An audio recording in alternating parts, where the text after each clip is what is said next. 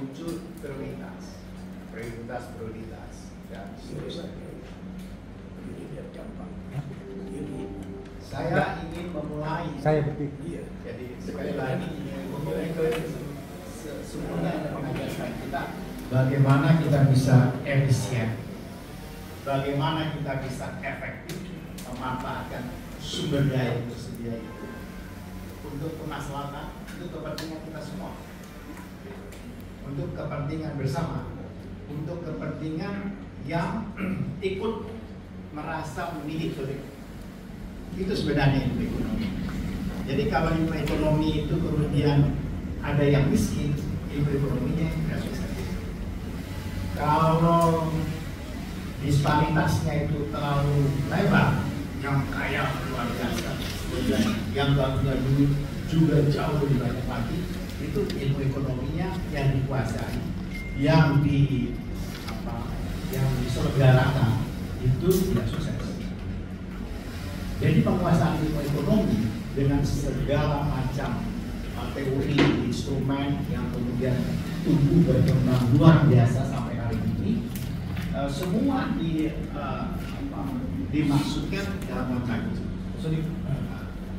Tentu ada hal-hal dalam rangka memacu itu, dalam rangka menyelenggarakan untuk kemaslahatan publik bersama itu, ada yang berkompetisi, bersaing dan seterusnya.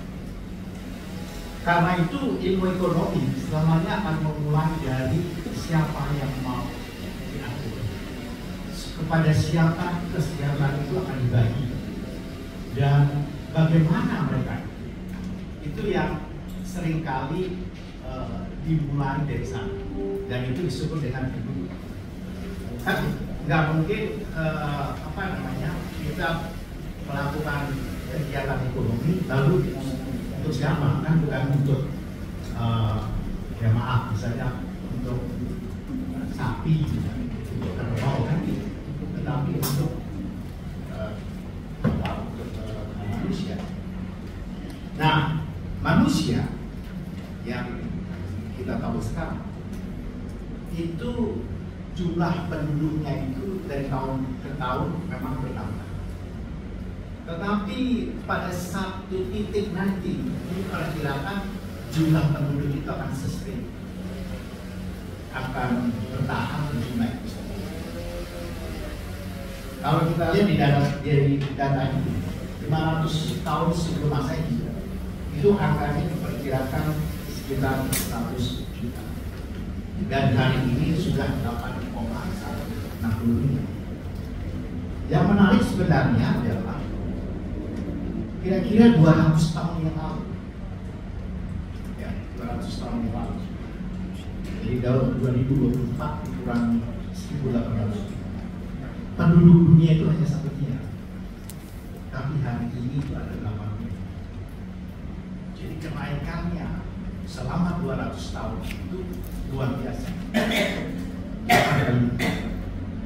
Bandingkan misalnya dari 500 ya sebelum Masehi sampai dengan tahun 1804 itu naiknya cuma 10 kali dari 100 juta ke 1 miliar. Nah, kenapa ini terjadi? Memang dulu akibat karena pertama dari soal jumlah panggilan. Jadi ini perlu kita lihat jumlah panggilan pada waktu itu, ya ada yang sangat tinggi sekali sampai kemudian turun. Nah, tetapi meskipun jumlah kelahirannya tinggi, jumlah kelahiran tinggi, tapi daya tahannya itu rendah. Maksudnya masa hidupnya itu rendah. Memang dalam banyak kisah ya, sebagaimana juga dikisahkan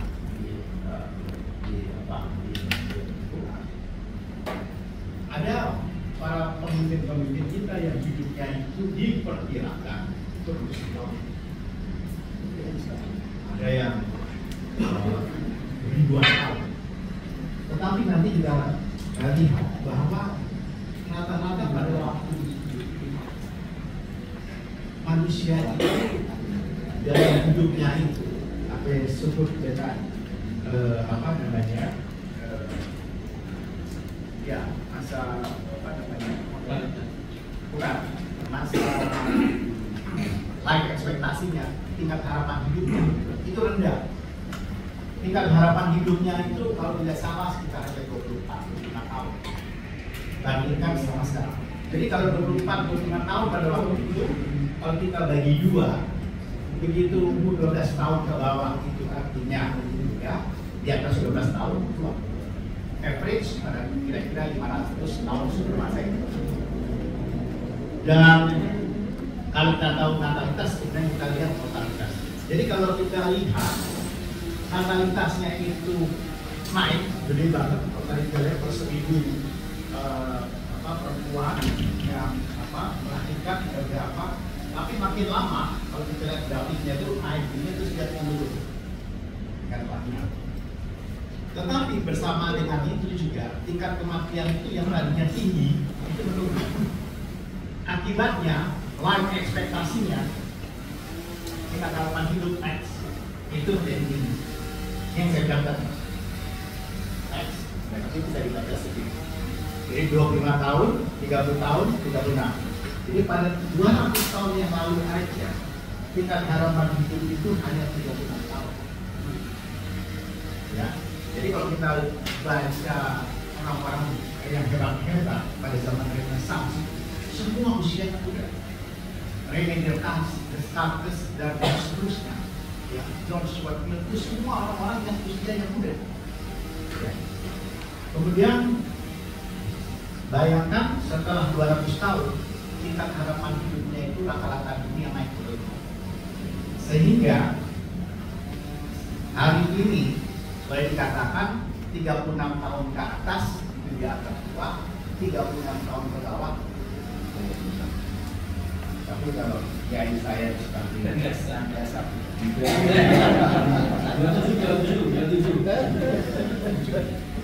Langsung pada 20. Ya.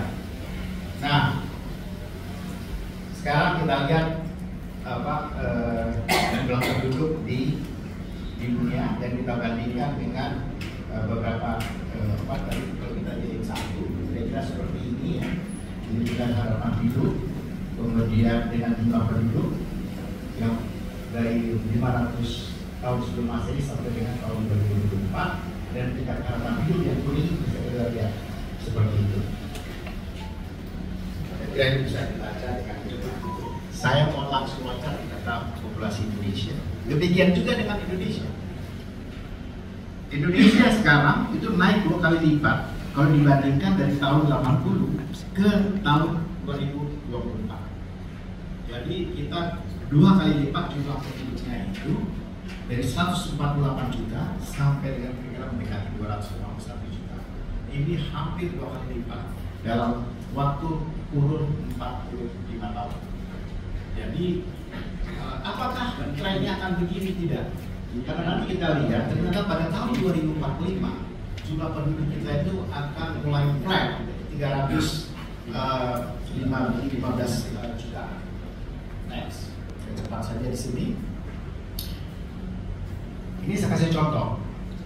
Nah, kan sering orang bicara bonus demografi itu apa sih? Saya mau kasih cerita yang lain. Jadi kalau kita lihat orang Indonesia yang lahir pada tahun tahun 80 yang hari ini usianya kira-kira sekitar 44 atau 45 tahun di tahun 2023 itu jumlahnya 148. Ya. Kalau kita lihat agak lebih muda lagi tahun 1990 usianya 33 tahun itu penduduknya akan bertambah 183 juta. Kenapa? Karena selama 10 tahun bertambah 34 juta. Jadi kita lihat pertambahan itu relatif masih besar. Dan pertumbuhan kepala keluarga kalau kita lihat di sini juga dari tahun 90 ke tahun 2023 itu naik 2 kali lipat. Dari 36 kepala keluarga, ya 36 juta. Sekarang sudah 33 juta kepala keluarga di Indonesia. Tahun 2045 Indonesia itu diperkirakan jumlahnya itu antara 311 dan 318 juta. Jadi saya bilang 280 kan tinggal 30. Sehingga pertambahannya dunia juga begitu. Dunia diperkirakan akan sustain di angka 10 juta. Jadi jumlah penduduk akan di 10.